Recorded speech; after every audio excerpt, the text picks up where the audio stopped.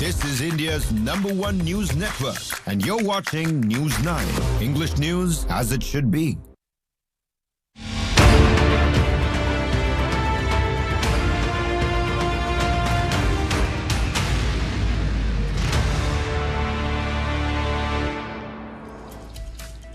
Thanks very much for tuning into Unmissable. I'm Nabila Jamal. I take you through news from India and across the globe. Let's start with our top stories tonight. We're looking at Bollywood now, increasingly under threat by unknown gangsters who are threatening one actor, one director after the other. In the latest, Ayush, who's Salman Khan's brother-in-law, has got a threat message, and this comes after Ranveer Singh got a threat message right after Rohit Shetty had firing outside his house, again threatening him. What's really happening? Why is Bollywood being bullied to such an extent? We're going to have our panelists on board to discuss that. And also our top story tonight, the silent liver crisis. 2 in 5 adults in India are at risk of fatty liver. And largely, it's the South Indians who seem to have it a lot more. We're taking you through our experts and their opinions on that. And also finally, in our top story, Karnataka gives a green signal to IPL matches in Chinnaswamy Stadium. After the stampede, there was a lot of thought whether or not to have it in the center of the city at Chinnaswamy. And it seems like finally a permission has been given by the government, but some rules have been set. We'll take you through that news. As always, I start with the headlines. The PMO gets new address at Seva Tirth as Prime Minister Modi inaugurates Seva Tirth, hailing relocation as a mark to shift from colonial mindset to Viksit Bharat, a new office. Rahul Gandhi meets farm union leaders, backs nationwide push against proposed bilateral agricultural trade. Congress says the farmers fear import surge could threaten livelihoods of key crop growers across the country.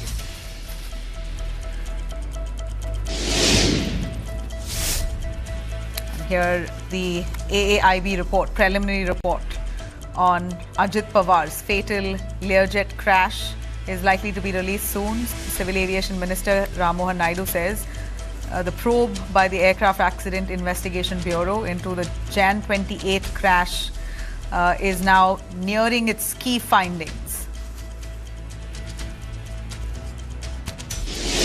Congress demands resignation of Hardeep Singh Puri after his name surfaces in US Epstein files.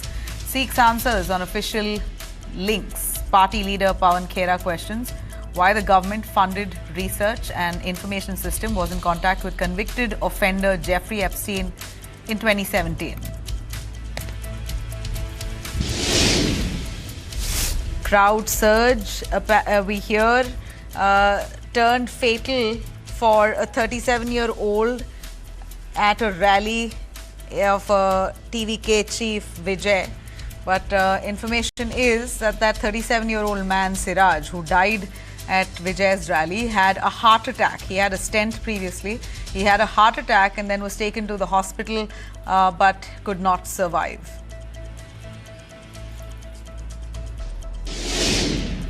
Tamil Nadu Chief Minister Stalin credits 5,000 rupees to 1.3 crore women in pre-poll initiative in a major outreach for the state's women voters under the Kalagnar Women's Rights Scheme.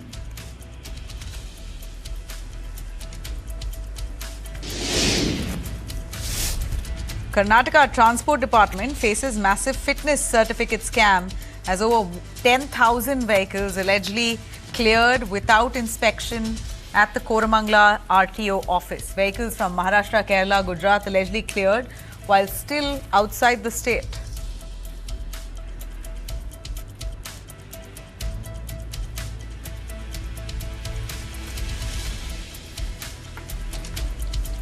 All right, let's take you through our top story tonight on Bollywood being bullied. We're looking at many threat messages coming to Bollywood stars and big personalities in the recent times, which leaves us questioning why is Bollywood being bullied. Many of Hindi cinema's biggest names have received threats in recent months, and the fear has grown so acute that 2 powerful industry bodies now, the Federation of Western India's Cine Employees and the Indian Motion Picture Producers Association, have written to Maharashtra Chief Minister Devendra Fadnavis seeking urgent security intervention. Serious concerns are now emerging from the heart of Mumbai's film industry. The latest alarm follows a threat email that was sent on February 11th to actor Ayush Sharma, reportedly via Proton Mail. Now, Ayush Sharma, we know, is famously known to be Salman Khan's brother-in-law. We hear this mail has links to Lawrence Bishnoi gang, the same gang who's been threatening most other big personalities in Bollywood. Many of them being threatened by the same gang for having any connection with Salman Khan. And here you have Salman Khan's brother-in-law receiving the new target. In fact, he is the new target. He's got that fresh threat message, which exposes a disturbing pattern within the film industry now. Industry sources say the intimidation attempts are only escalating. Remember, days ago, actor Ranveer Singh reportedly received a threat WhatsApp voice note that was sent using a VPN. In that voice note, the sender identified himself as Hari Boxer of the Bishnoi gang and demanded crores of rupees, warning that staff and associates could be targeted if he did not pay up. And then Rohit Shetty was also referenced in that message to Ranveer Singh. And Rohit Shetty, one knows that unidentified men on motorcycle fired outside Rohit Shetty's home. Multiple rounds of fire outside his Jew residence, the Shetty Tower. And then a social media post also cropped up claiming responsibility for it and attributing it to Bishnoi gang, describing the firing as only a trailer. If Rohit Shetty does not align and, if he does not go by, if he's not disciplined, it was a very vague message. One thing that you see of these threat messages, it's really nothing clear. There's nothing explicitly written. It's just said, you either abide or you see what we'll do. Abide by what? What exactly happened? What has he done that they're threatening him? We still don't know, right? But here is what the message said to Rohit Shetty. This is only a trailer. You'll see the big picture will come soon. Mumbai police later arrested at least 6 people in connection with Rohit Shetty's threat in the firing case outside his home.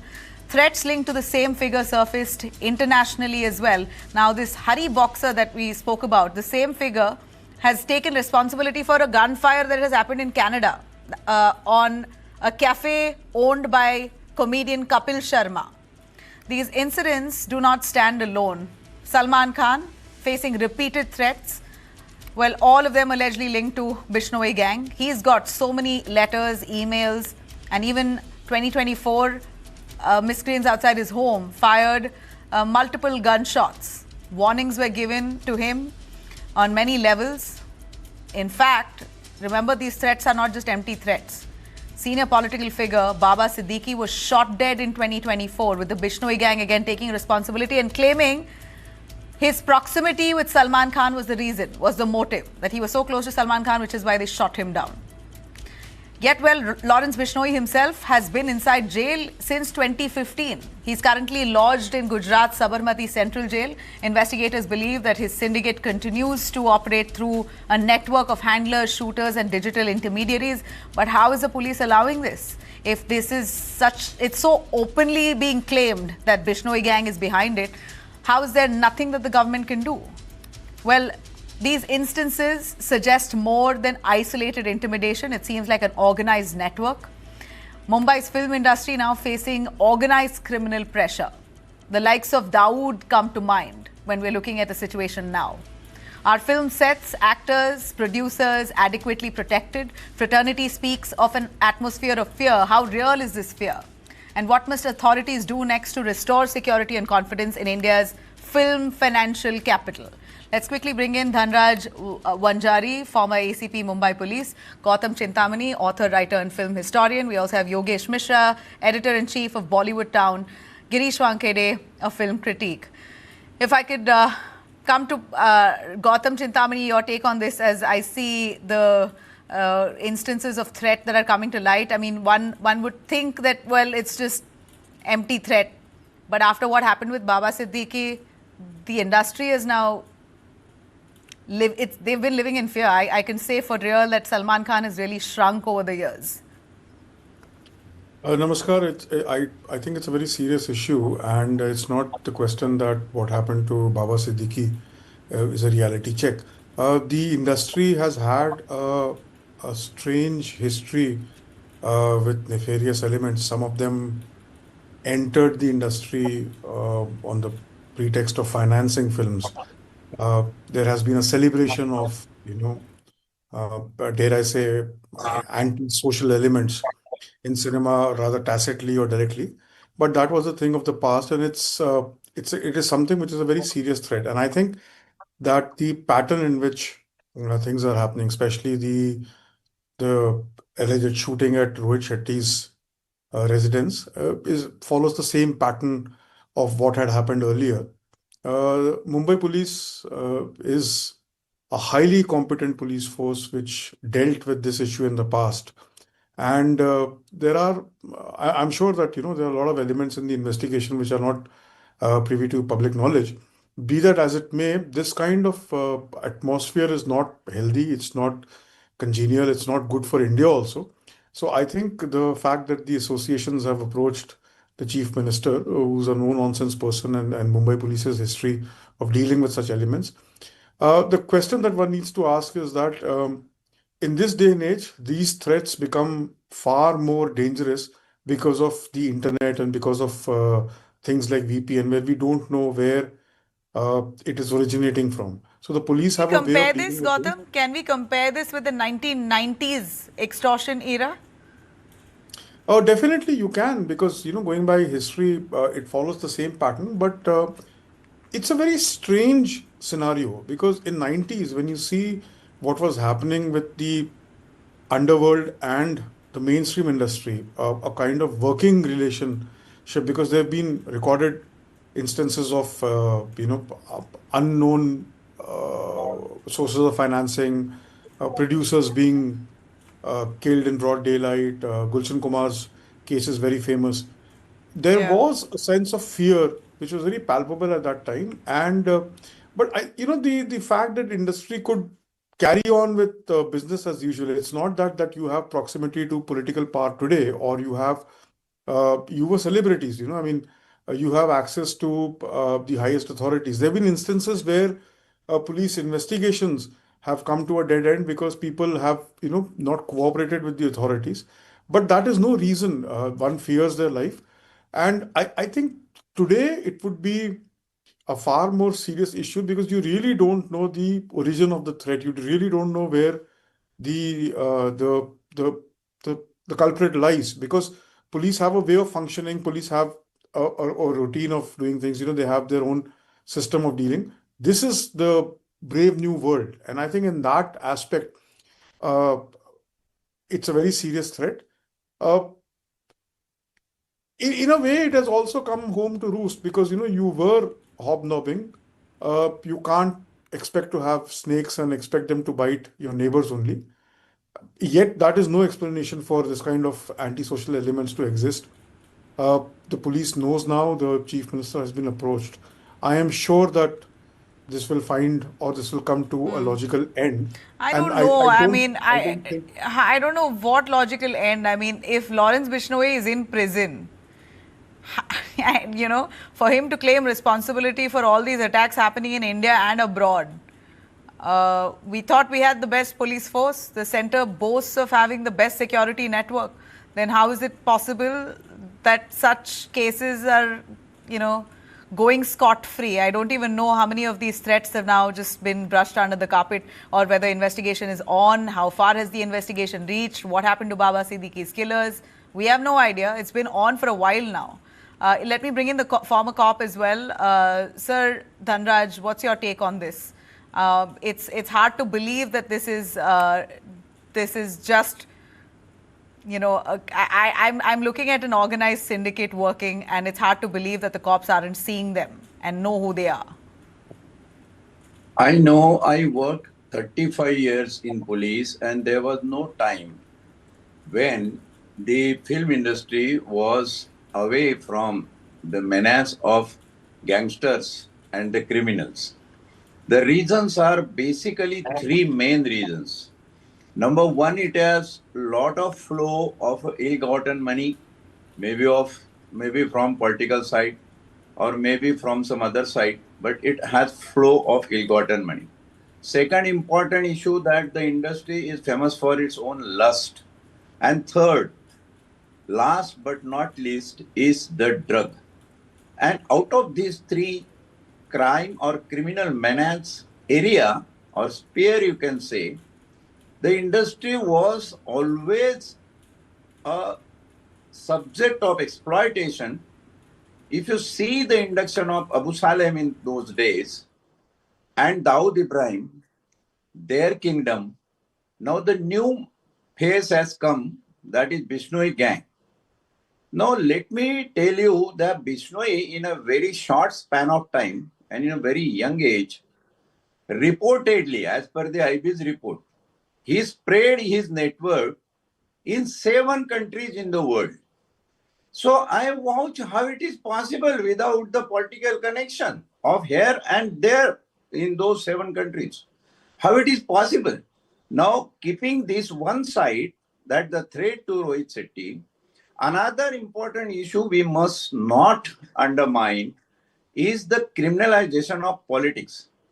Are the gangsters being not used by the politician? It's a long-standing history, right from Arun Gowli, where the politicians said कि अगर Dawood Muslim don है तो हमारा Hindu don है.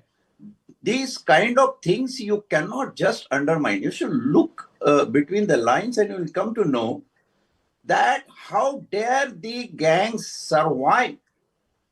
As Gautamji said that police is competent. Well, Mumbai police is certainly competent. It's an international standard police. They are doing their best. But why this menace is not reduced? Why it is increasing day by day? That's what I'm asking. Why we should be better at cracking them. Can't say that, well, it happened before, it's still happening now, so there's really no difference. I mean, we shouldn't be surprised. That can't be the answer. You know, why is it still happening? I'm saying it is increasing. Okay, so you're right, actually. With the brazen threats right now in the face of social media and the era of social media that we are in, these kind of threats are amplified, and it's so easy for them to claim responsibility through a social media post, a VPN message, a Proton email, through, you know, all sorts of dark web, you know, links that they send out a message claiming responsibility. I mean, it's easy. It's getting a lot more worrisome that these people are keeping a hawk's eye and are sending out messages through the networks of dark web, which makes it even harder for the police to crack them. But I would assume with the technology that the police have, it should get easier. But why is it still increasing? What's the reason? Because they have patronage. Somewhere they are getting political patronage. I'm clearly blaming this issue that look at the scenario of criminalization of politics. Many criminal history seekers are the politicians, and this nexus between the criminals and politicians is also not new. But the wonder-striking thing is how dare it increases day by day. How dare it increases. In a small place. You're saying these gangsters have political patronage, which means that politicians are protecting them, in simple words. Is that what you're saying? Some or other way. Largely, Lawrence Bishnoi gang has been in prison since 2015. How is it possible that he is claiming responsibility? He takes responsibility, whether it is false or true, but the extortion can happen. And who are they? Sometimes even there are cases where the actual gangsters or their gangs were not involved, but the business was conducted in their name. The fake people were catched and they were charged, and then the truth came into light. There are few cases like this of Arun Gowli or Daud. But the main issue still should not remain unaddressed. And that is how come the gangsters survive.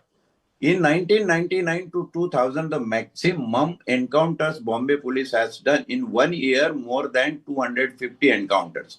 Has it stopped the gangs? Why the kingpin of gang is not eliminated in any encounter? That is my own question to myself. And when I address myself, when I look my own face in the mirror, I see there is something wrong somewhere as a systemic error. And this systemic error, if you go to track, it lands on the face of the politics. It lands on the door of the politics. We should be little blunt to address this. Why this is not happening? How come? How dare? yesterday in Mantralaya, today, Honorable Chief Minister Devendra Fadnavis ji has said that it's very serious note need to be taken. Well, we welcome that. But yesterday in Mantralaya, Minister's PA was arrested by anti-corruption by taking 50,000 bribe right in the Mantralaya. What kind of control Home Minister and what kind of control the Chief Minister is having on this type of the crime being committed? And these things, as you rightly said, being spread like a huge manner through social media, unstoppable, as you said. It also is, direct fear that these actors are directly being targeted, and then also the others who are worried that they could be next, right? That's how much these gangsters are publicizing these threats as well. Putting it out on social platforms saying we claim responsibility, giving threats to these big stars. It's just attracting eyeballs. But also raises a lot of questions on what happens to our police system, to our governance. Maharashtra has 3 parties in alliance there. So ideally, they're supposed to be cracking down on this. They're also the party in the center. The BJP is also in the center. How is it that they're not able to get to the bottom of this? Yogesh Mishra, would you want to come in on this? How scared is Bollywood today?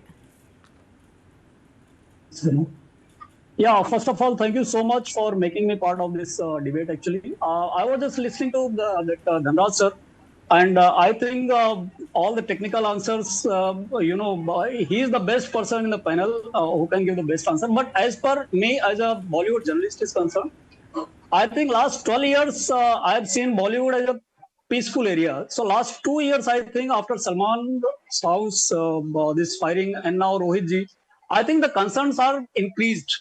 And my major concern is like the film association, be it INPA or the writer association, director association. A lot of associations are there who are having, members in thousands in number. They are from across India, actually. As per threats are concerned, this is not new to Bollywood, but yes, this is started and the numbers are increasing. And the concern area is, I think, the government of Maharashtra. Since Bollywood being part of Mumbai and part of Maharashtra, I think the first responsibility goes to the law and order of state government. And the second, I think the associations, the film associations are not just, I think, for the betterment of, or for the justice of actors, directors, producers. I think for the safety concern is also one of the important things is there. So I think these associations should work on that line also for the safety concern. So mostly it is seen, what I understand, the safeties are for the ministers and those big people. But why not Bollywood? Bollywood being one of the most happening and contributing big numbers to the GDP of the country. And then, they are the celebrity, they are the public face, those. So security and things are very much, required. How many actors can get security, and what happens is all public money that's being used for this security, right? Kangana Ranaut has Z plus security. I can list a whole, lot of people. In fact, Salman Khan also has that level of security now with the threats. But who's paying for all of this? It's public money. We expect the police to do a better job. Why should we waste taxpayers' money on this?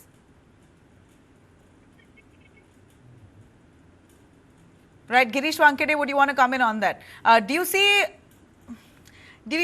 deliberate targeting of a certain pattern of people? Securities to office not. Yeah, you're asking me or Girish? Girish also. Let's bring in Girish as well. Yeah. Girish, do you see that a certain type of people are being targeted? Do you feel that these threats are going to a certain kind of people, very established, successful, old-timers of Bollywood?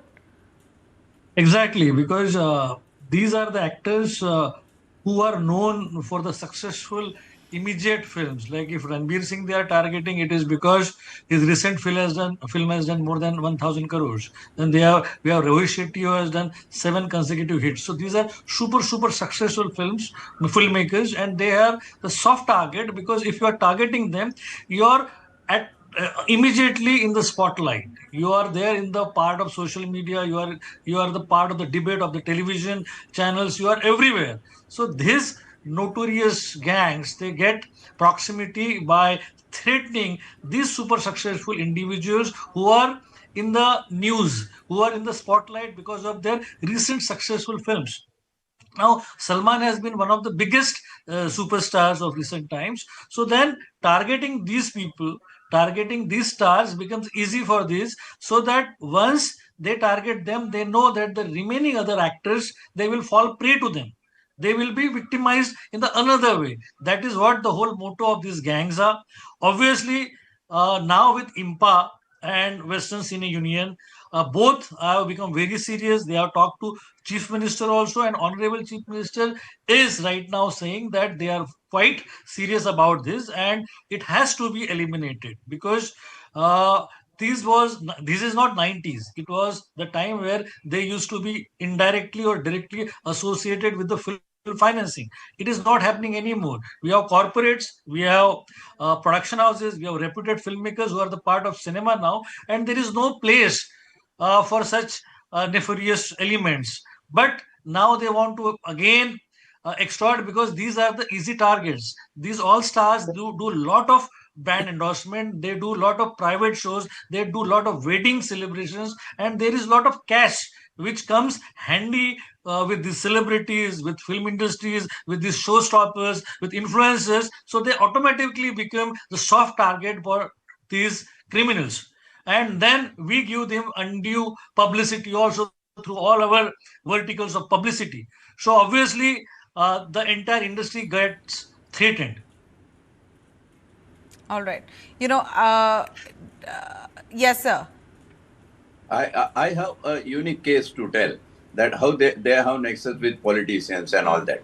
In the time of VP Singh was Prime Minister, and there was a request for a very renowned filmmaker and a film producer, Manmohan Desai.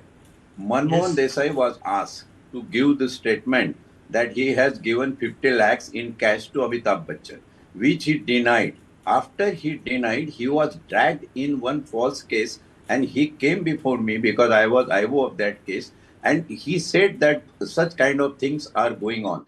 So film industry, as rightly been pronounced by my panelist friend, it's always a center of attraction for 3-4 things: money, lust, and drugs.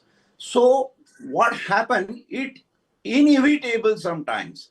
It goes that way. Now the question comes not in a police purview, but beyond police purview. You look at this menace, how we can stop it, how we should be able and in a better position to control it, unless and until we correct our system politically, rightfully, legally, and purposefully. If that is not done, it is difficult. That's why this menace is increasing. We find a continuous increased graph of these criminal activities. And how can you deny the finance being poor in the film industry by gangsters? How many filmmakers who have money of the gangster to invest? This also, Wankhede ji said कि ये reduce हुआ है. ठीक है, अच्छी बात है. If it is reduced, it's a good thing. But do you think it is reduced? Because it has a lot of returns. Now social media and advertising world, they can make that film like Durandar. The film is so famous and this thing, it fetches a lot of box money. And immediate gain being get from this.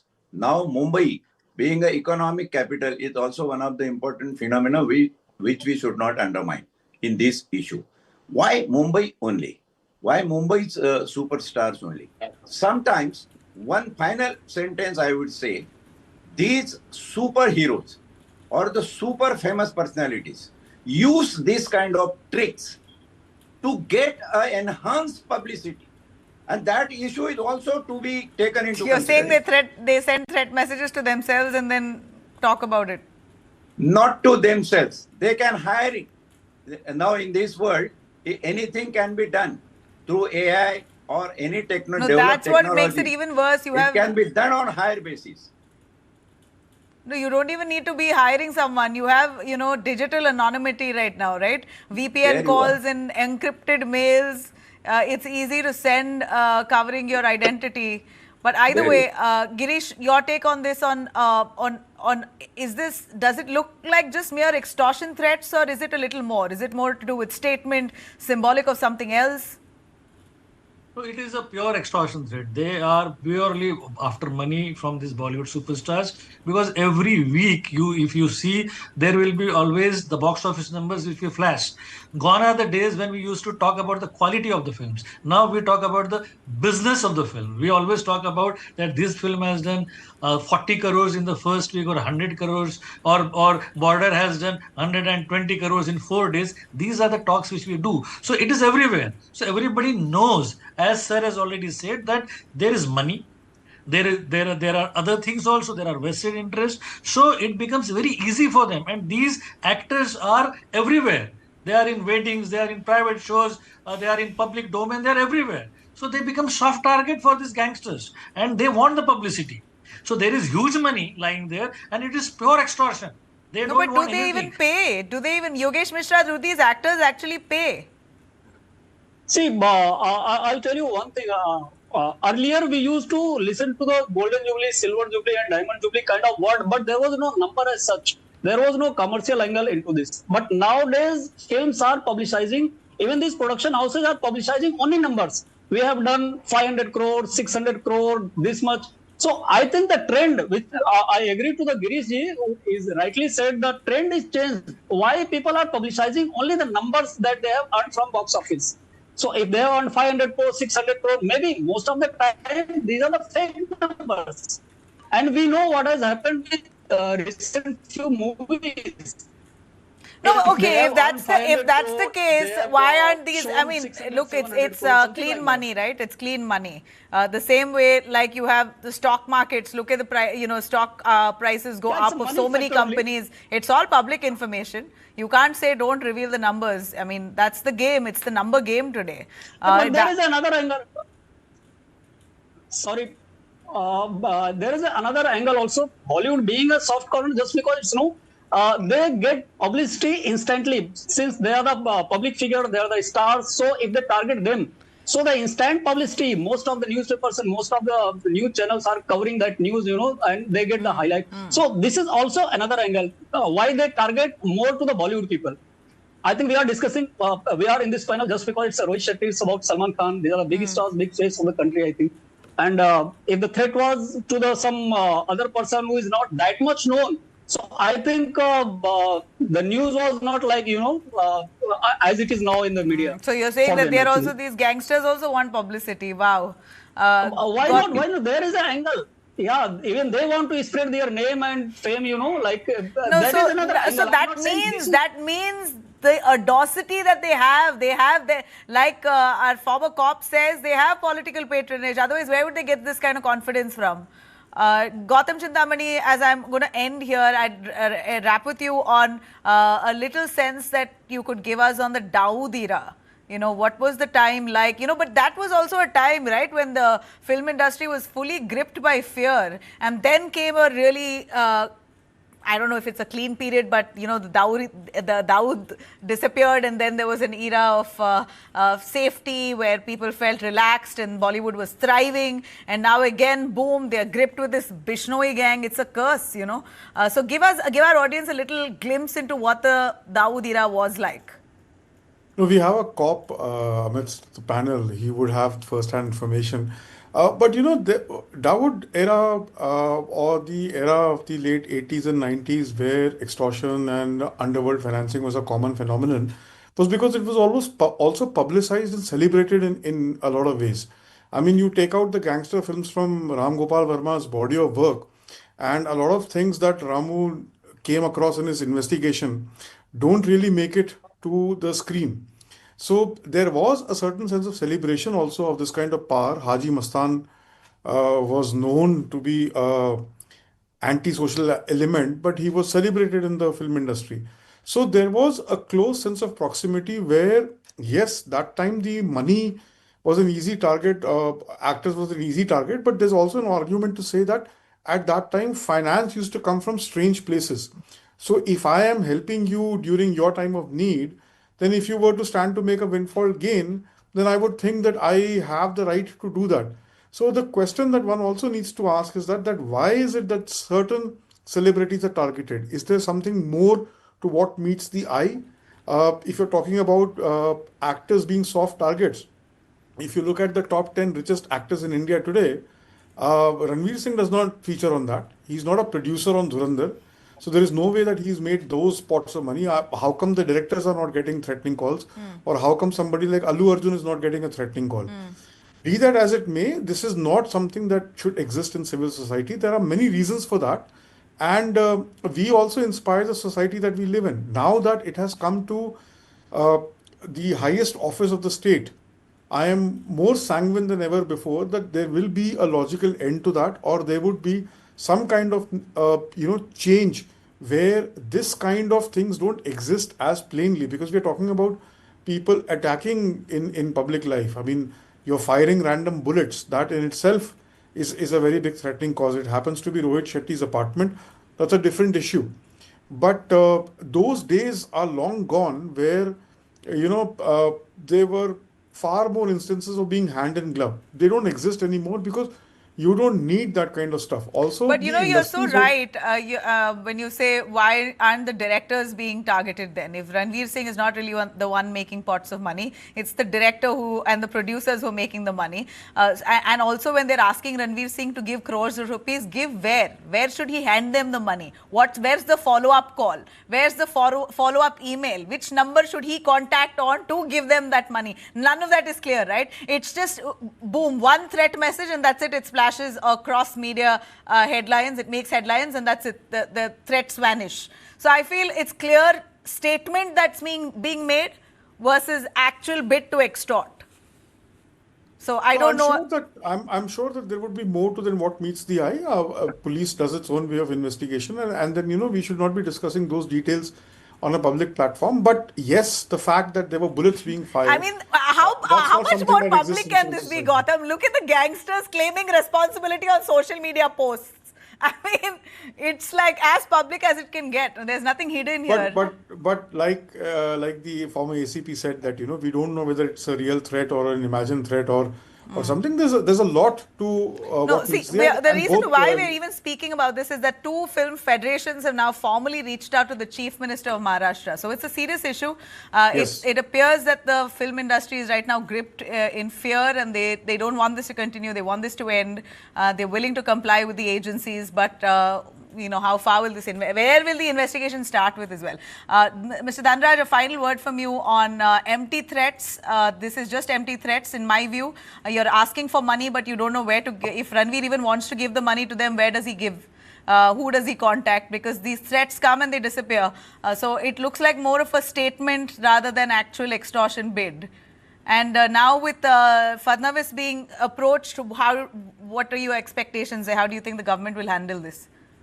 Possibility cannot be denied. To be honest, possibility cannot be denied. The detailed investigation will come out with the facts that what exactly has happened. But one thing which is logically reasoned and very clear, that when we discuss on the TV the name of Rohit Shetty and the name of Bishnoi, the whole world is listening and their name is getting famous. So I think there is a possibility that there might be a fake arrangement like that, and it is mutually beneficial to both, for gangsters as well as the star. And both are getting their name heard all over the world because they have got the threat. So otherwise his name would not have been there. People like Rohit Shetty, Ranveer Singh need that kind of publicity, And Ayush Sharma, you believe that he...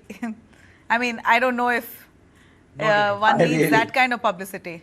I really don't know what kind of publicity, what kind of names the associates and the aligned names are coming. But there is some deep investigation need to be made.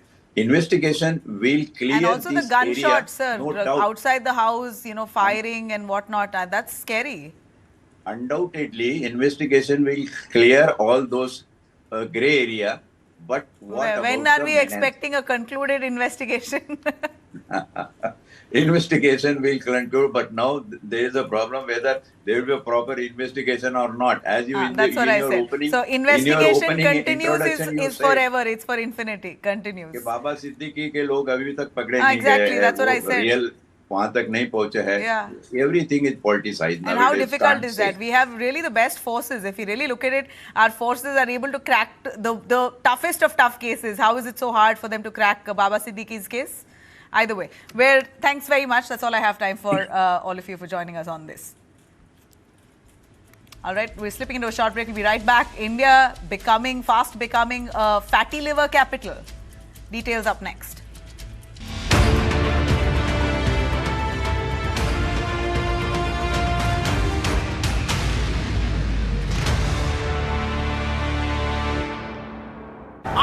रश्मि, ये madam बड़े शहर से छोटे शहर बसने जा रही है, बताओ।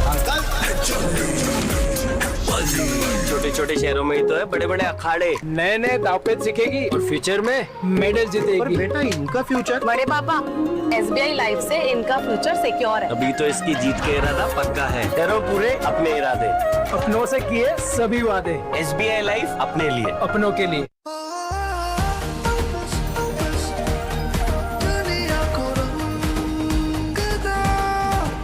Birla opus paints.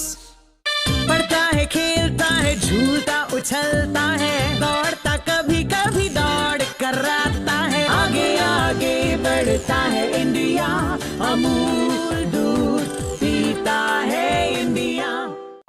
Every champion's journey starts with second thoughts. क्या हुआ? Till they see it's possible and there is someone who truly believes in them. एक दिन बहुत बड़ा आदमी बनना है ना? Orchids, the international school, raising 85,000 champions across India. Arjun, सुनने में आया है कि द गोवा एसेस टीम ने आपके टीम को रेस में चैलेंज किया है। एसेस पोकर टेबल पे जरूर जीतते हूँ, but the demons have the speed. जिससे रेसेस जीती जाती है madam. Speak of the devil. Demons तुम लोग हो, पर devil मैं, so challenge accepted. Absolutely. लेकिन I hope you like a good chase, because हम demons तो हमेशा आगे रहेंगे। Game on, buddy. See you on the racetrack. Yeah, may the best team win. The Indian Racing Festival. Time to gear up, India.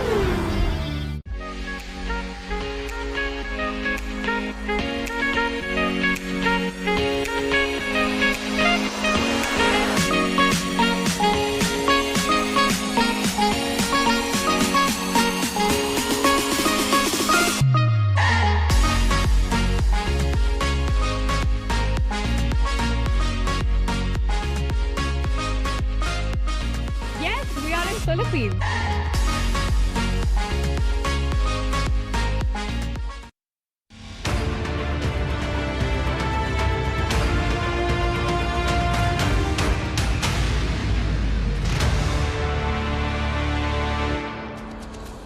Welcome back. Now, is fatty liver becoming a real crisis in India? Especially we hear South India, fatty liver cases are on the rise. A new nationwide health survey has found that South Indian metros are reporting some of the highest rates of fatty liver disease in the country. In Bengaluru, Chennai, Hyderabad, we're looking at high numbers. About 40 to 41% of adults in these cities have excess fat in their liver. That means 2 out of 5 people are living with this condition, often without knowing it even. The findings come from a major study published in the Lancet Regional Health Southeast Asia. Researchers have screened over 10,000 adults across 27 Indian cities between December 2023 and June 2024 as part of this Phenomi India project. And the numbers are staggering. Chennai reports 41% of people with fatty liver, Hyderabad 40.9%, Bengaluru 40.6% of people with fatty liver. Delhi is equally high. Delhi recorded 41.3% of people with fatty liver. Chandigarh 38%, Pune 37%, Goa 34%, Kolkata 34%, Bhubaneswar 36%, Jamshedpur 34%. Overall, we're looking at nearly 4 in 10 Indian adults are estimated to have metabolic dysfunction associated steatotic liver disease, or MASLD, fatty liver in common words. Well, earlier it was known as non-alcoholic fatty liver disease. The condition is strongly linked to obesity, diabetes, high cholesterol and hypertension, but doctors warn it is no longer limited to overweight people. Even lean individuals with belly fat, sedentary lifestyle or metabolic imbalance are at risk. The biggest concern, of course, are early stages showing no signs or no symptoms, so one does not even know if they have a fatty liver. Many discover the disease only after liver damage begins.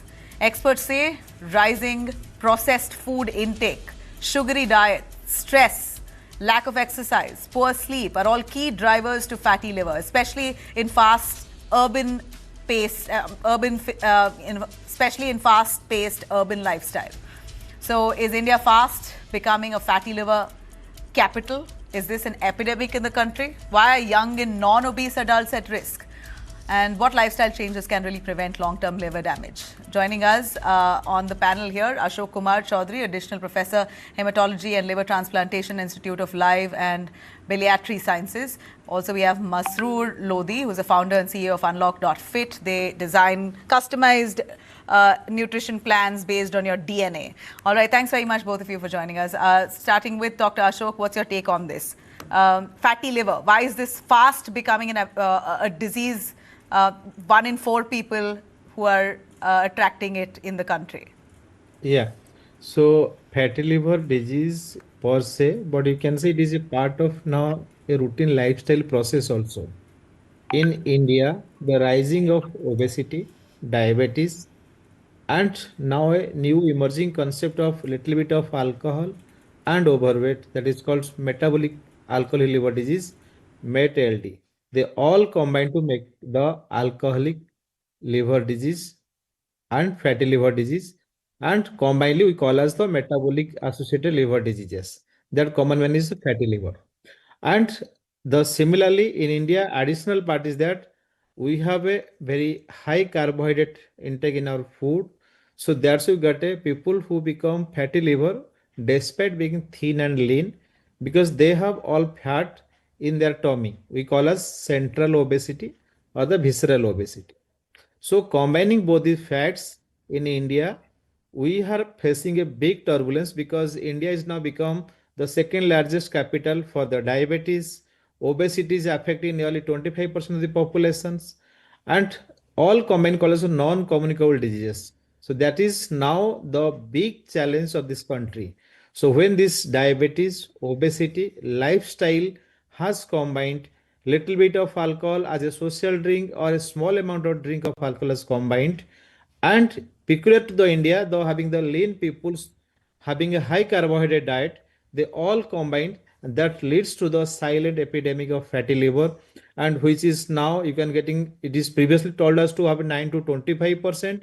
Now it has come to 40%. So it's day by day, it is increasing, and it is predicted that by 2050, if we are not taking any corrective measures, this fatty liver problem is going to happen in 50%, means 1 in 2 peoples of Indians will suffer from this silent epidemic. All right, Masroor, your take on this. How do we combat it?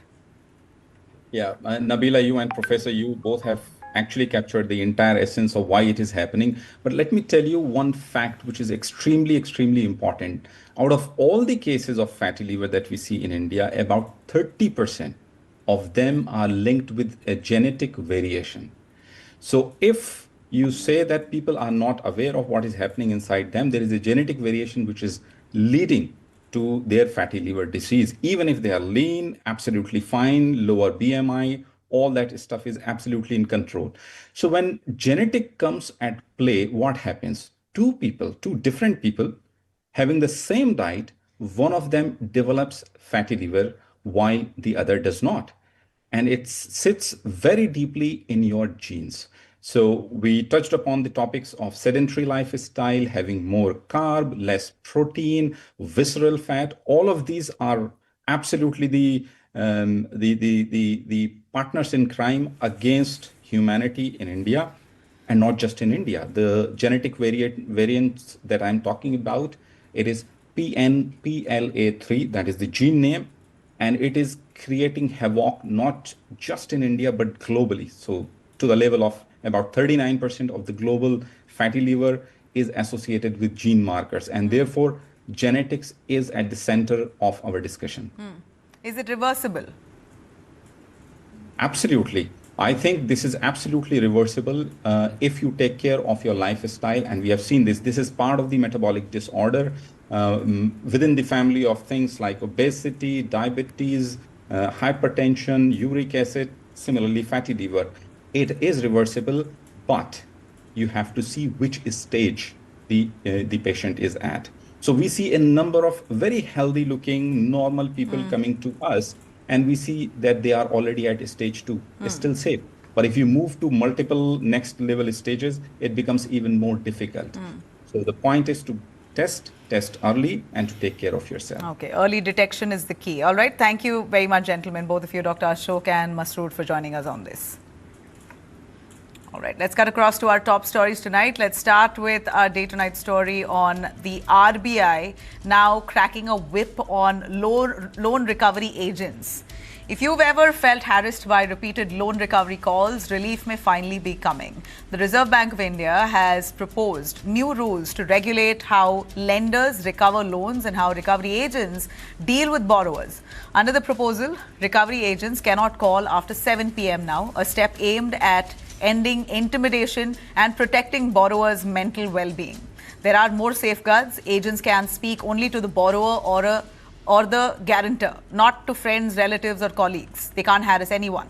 Borrowers can choose where they can and where they should or want to be contacted. If no choice is given, agents may reach them at their home or their workplace, and that too before 7 p.m. Agents are also barred from calling or visiting during bereavement, disasters, festivals or weddings. Basically any occasion at the borrower's home or is personally occupied, then they cannot bully them or chase them during those periods. Recovery agents will now require mandatory training and certification as well, ensuring professional conduct from their end. A stronger grievance system will allow borrowers to report harassment and seek action. Now, these rules are expected to take effect July 1st, 2026 and will apply across commercial and regional banks. The move follows rising complaints of coercive recovery tactics, signaling a shift toward fair and humane practices. Now, meanwhile, the Supreme Court has questioned whether RERA, the Real Estate Regulatory Act, is truly protecting home buyers. Now, this is also another way of protecting people at large. Since its launch, 1.58 lakh projects was registered, 1.89 lakh complaints were filed, 1.5 lakh resolved, yet delays in stalled housing projects still continue. So, Supreme Court is asking, what is RERA really doing? The government's Swami Fund, launched in 2019 with 15,530 crores, aimed to complete 20,000 homes every year. In 5 years, only about 32,000 units have been delivered, far below the target. So, RERA was meant to ensure timely delivery and protect buyers, but Supreme Court now says the system isn't working as intended, and unless it improves, even shutting it down could be considered. So, we're looking at a holistic view of how to protect people of those who are buying homes and those taking loans at the same time. The Supreme Court cracking a whip on RERA, while the RBI now cracking a whip on loan recovery agents. Now, Karnataka government gives an official nod for IPL at the Chinnaswamy Stadium to be held. Well, this is, of course, a big move and a big relief for all those RCB fans. The decision was taken in yesterday's cabinet meeting after detailed discussions and a review of the expert committee's report. Home Minister Parmeshwara held a crucial meeting with the Home Department to assess preparedness and safety measures. Now, here's what's important. An expert committee will conduct continuous inspections at the Chinnaswamy Stadium. Seating arrangements will be closely examined. Permission for different stands will be granted, strictly based on capacity and safety compliance. In fact, the cabinet has made it quite clear now that approval is conditional. The Karnataka State Cricket Association, or the KSCA, must continue phase 1 and phase 2 infrastructure works even during the IPL. Now, these works are based on the recommendations of the Kuna report, and several upgrades are already underway to improve facilities at the Chinnaswamy Stadium now. The expert committee will monitor the progress of these works throughout the tournament. If the assurances given by the KSCA are not followed, permission can be reviewed again and cancelled also. But so the cabinet has given clear directions as to how to go about this. But for now, it's a green signal. IPL is on and in Chinnaswamy Stadium. All right, let's take you through a story that's coming from Cote d'Ivoire. A man who stood up against harassment is now being harassed himself. In Cote d'Ivoire, a gym owner who stood up for communal harmony is now facing social boycott and severe financial hardship. That's the man on our screens there, Deepak Kumar, who calls himself Deepak Mohammed because he stood up against bullies who were targeting an old Muslim man for keeping his shop's name as Baba. Deepak Kumar runs a gym called the Hulk Gym. In fact, on Jan 26th, he intervened to protect an elderly Muslim shopkeeper who had Baba as his shop name during a confrontation involving members of the Bajrang Dal. In fact, they tried to heckle that old Muslim man, and so Deepak stepped in and asked them to stop. When the Bajrang Dal members asked him, "What is your name?" he said, "I'm Muhammad Deepak." The clip very quickly went viral, and since then, Deepak is now being sidelined. His once very busy Hulk gym has now nearly emptied. There are hardly any people going to his gym. Memberships dropping from around 150 to just a handful. Locals have reportedly distanced themselves. Families have stopped sending children, and Deepak Kumar says that he has faced taunts and isolation because he stood up for that poor man. The financial strain has been so severe, Deepak Kumar says the gym's monthly rent and electricity charges, he's finding it hard to pay. That amounts to about 40,000, while his home loan installment is about 16,000. His elderly mother has started a roadside tea stall now to help survive the family because that man stood up. On Jan 31st, several gathered to confront Deepak as well. Police intervened and prevented the violence, but the social fallout is so long-lasting. Look at what Deepak has had to face. He felt the town was fully split after what he did. Some people were fully supporting him, and many people just kept quiet. Well, honesty comes at a price here. Now, after Deepak's story went viral, support has now started coming in for Deepak as well. Supreme Court lawyers, about 20 of them, have decided to help Deepak. But Deepak said, "I'm not going to take any money." So these Supreme Court advocates have said now that they will fund anybody who wants to join Deepak's gym. If you want to join the gym, we will pay for your membership. So about 15 to 20 lawyers of the Supreme Court have decided to offer free legal aid for Deepak, one, and also ensure that they bring in more people into his gym. John Britta's politician MP from Kerala, Swara Bhaskar, Harsh Mandar are all now coming forward backing Deepak and for his efforts. Deepak Kumar says, though, that he does not want any cash. He only will accept gym membership if they come. He's happy with that. Tensions remain high, though. Pinky Chaudhary of the Hindu Rashtra Dal has issued threats in videos online, prompting heightened security checks as well. So what began as an act of protection, Deepak now is struggling to survive his business, but yet, well, humanity still is alive. Deepak also receives help. A Valentine's Day pre-event at Narsi Monji Institute of Management Studies in Indore turned chaotic after members of the right-wing group allegedly stormed the campus, shouting slogans and vandalizing parts of the venue. Visuals show the fringe group carrying canes and damaging decorations and structures set up for the event, and allegedly recited Hanuman Chalisa outside. Eyewitnesses say students had gathered for Valentine's celebrations when protesters entered there, disrupted the program, damaged the decorations and equipment, triggering panic in the campus. Videos now circulating on social media show heated exchanges and frightened students moving away from that scene. The institute denied the allegations and described the group as unauthorized, stating that the disruption targeted a student-led program meant to build professional skills. Police teams from Gandhinagar Police Station and Aerodrome Police Station rushed to the spot, dispersed the protesters, escorted students to safety, no major injuries. Authorities say that they were not informed in advance about the event. CCTV footage and viral videos are now being examined to identify those involved in the vandalism, though we hear nobody has been arrested yet.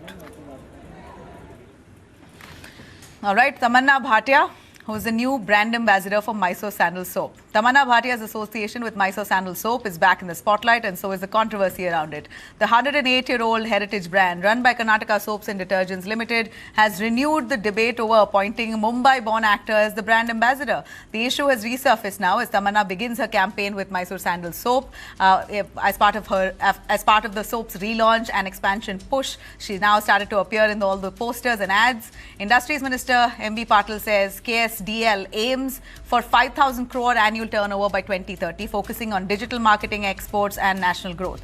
A new campaign featuring Tamanna has already been launched.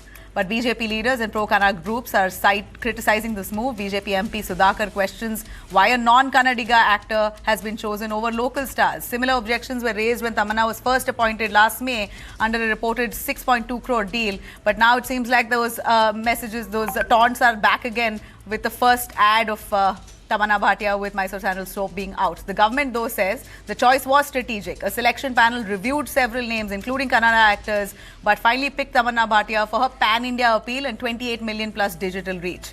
The KSDL chairperson, Nadagowda, says the brand wants global expansion and needs wider recognition. Officials also point out that only 8 to 12% of sales come from Karnataka, while other states and markets contribute a lot more. So therefore, Tamanna.